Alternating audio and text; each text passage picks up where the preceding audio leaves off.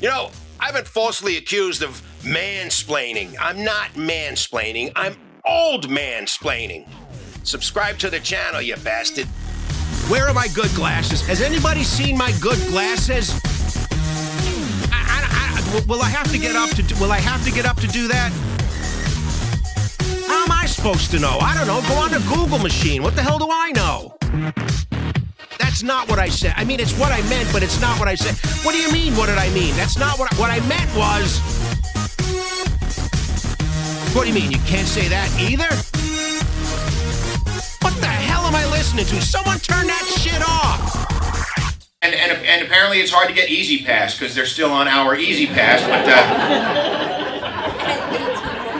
but we're very, very proud of them, very independent. And the only reason we never call it, and they're saving us money by staying on our cell phone plan. Isn't that nice that they're saving us money? But we never call them out on it because my wife and I do not know how to get Hulu or Netflix on our own. We have no idea how to do that shit. Today's episode is having adult children. I have two grown daughters, and they are trying really hard, and I'm trying hard to learn. They're trying hard to teach me about more, using less hurtful language and connecting with people more and surrounding myself with positive energy or some pansy shit like that crap. I'm trying really hard. So in my act, I do a bit how basically by raising two daughters, I always spent more money on stuff for my daughters than other guys spent for boys, and the frustration of always having to spend more because it's a girl's product. And I was talking about it in my act, and this young girl was sitting in the front, and she's just nodding in agreement and laughing at some of the stuff. And I go, "Do you know what I'm talking about?" And she goes, "Yeah, it's the pink tax." So I get off the stage, and I'm walking this 25-year-old comic who's going to go follow, go up after me. She's probably 25 years old. And she looks at me and she goes, "No, you know what? You really don't know about the pink tax. I just don't know if someone of your gender and your age fully understands. You really don't know about the pink tax." Remembered my daughters. I remember what I'm trying to learn. And I remember I was supposed to be a better person. And I said, here's what I said. I said, "Point taken. Thank you very much. Have a good set." And I walked away. And I was like, I'm getting better. Because when she was doing this, I took an accidental glance, because she was wearing like sleeveless, like loose sleeves. I took an accidental glance of her armpit. And I gotta be honest, I was going to point out the hypocrisy of her lecturing me about the pink tax when it was quite obvious she hasn't paid a pink tax on a razor in a really, really long time. And I never, ever once told this story to any of my friends and referred to her as Rapunzel Pits. I've never done that. I'm getting better. You know why there's a pink tax? Because women will buy products. Men don't. Men stay loyal to one toiletry product their whole life. Me, I'm Irish Spring soap, Old Spice, Crest toothpaste, Head and Shoulders. Man will take a bar of soap and whittle it down to the size of a Tic Tac and then go out and buy another bar of soap. That's why there's no money in the blue tax. We are truly blessed to have our adult daughters in our lives, because we went through some rough patches. We went through the evil tween years, and then we went through the teenage mutant ninja nonverbals. We think you should be getting a dog. And I said, "Look, I travel too much. Your mother, and now she's going to travel with me. No dogs." And they're like, "Is it really travel? Or are you afraid you're going to outlive the puppy?" But that never entered our minds. But no, that's not why we don't want dogs. We just don't want dogs. Well, we're thinking maybe you should rescue a Greyhound. What? They're like, the Greyhounds. What are you talking? I didn't know this, but it's a wonderful program. Apparently, you can rescue a Greyhound from the dog races, the dog racing industry. You rescue one of those dogs and give them a nice life. It's a wonderful program. I said, but we can't. It would be unfair to the dog. Well, we really think you should. So we compromised. And any man with daughters knows you always compromise with your daughters. So we compromised. Went to Florida, but we didn't go to a dog track. Instead, I went to a nursing home and I rescued a retired Greyhound bus driver. I took him home. His name was Gus. He was all right. He was a good companion. He actually was. Drank coffee from a thermos all day, bitched about traffic, looked out but one day, it was kind of sad. He snapped at the neighbor's kids. So, we had to put him down. So one of my grown daughters got in her head that she thought she should be checking our medicine cabinet. I don't know why. We're both healthy, but someday it will probably happen where they have to monitor our medicines and blah, blah, blah. Not yet. Maybe not for another 30, 40, 50 years. Okay. But she took it upon herself to go to our medicine cabinet. And I one time had a flare up of the gout. So she comes, Dad, do you want to explain this? I'm like, what? These pills? I'm like, what? It looks like you never took a pill. I said, oh, you know the reason why it looks that way? It's because I never took the pills. That's why. The gout went away. I'm a happy man. I was about to have cheesecake, pizza, and more beer. Oh my God, Dad, you should be taking these pills. But by the way, what are you doing in our medicine cabinet? So I fixed her ass pretty good. My wife and I are both in our mid-60s.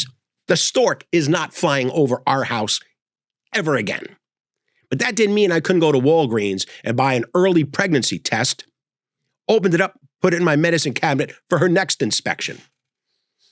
All of a sudden I hear, and she hasn't looked us in the eyes ever since. And I'm telling you, the best job I have is babysitting my grandsons. And even though I know some of the things we do, I'm going to take a hit. It's worth it every time. One time, my wife and daughter spent the day out together. I'm palling around with my grandson. They come, so what'd you do today? Oh, we did this, we did that. And then I said, then we went to get ice cream. And my daughter went from, what? What? You went to get ice cream? Yeah. Well, how'd you get there? We drove. Well, what'd you use for a car seat? I said, oh, because you don't have a car seat. I said, no. I went up into the attic and I got your old car seat. You what? I got your old car seat. Oh my God. That car seat's expired. Expired? What are you talking about? That is so dangerous. That car seat's expired. Dangerous. That thing's indestructible. I'm like, you had it, your sister had it, all your cousins had it. It's expired. I go, it's not made out of cottage cheese. What the hell are you talking about? I said, well, I guess I won't tell her about the lawn darts game then, will I? When I have my grandson in the car, I would never put him at risk with a bad car seat. As a matter of fact, I took a line of credit on the house and I'm going to buy a new car seat. Anyway, so when he's in the car, I'm a much better person. But I don't road rage anymore. I mean, well, what we do is we together we look for, sometimes there's ice on the road and we look for the ice.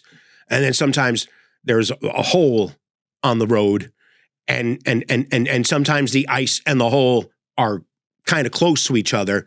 So we have our sing-along song instead of road rage. It's called the ice hole song. When you spot an ice hole on the road. I am ice holio, I don't know which way to go. It's a great song. Anyway, phone rings one day. It's my daughter. Dad, yeah, you want to explain something? What? Apparently he wanted to teach the bus driver and all the kids on his bus the ice hole song. Do you want to explain that? I don't know. Must be Rafi, Barney? I don't know. Not only did I raise daughters, I'm also very enlightened now to look from a perspective of a woman or a young lady. And it's making me a much better person. I made a lot more progress than, say, my father's generation or the generation before him. So one day I'm driving my uncle from that generation to the airport.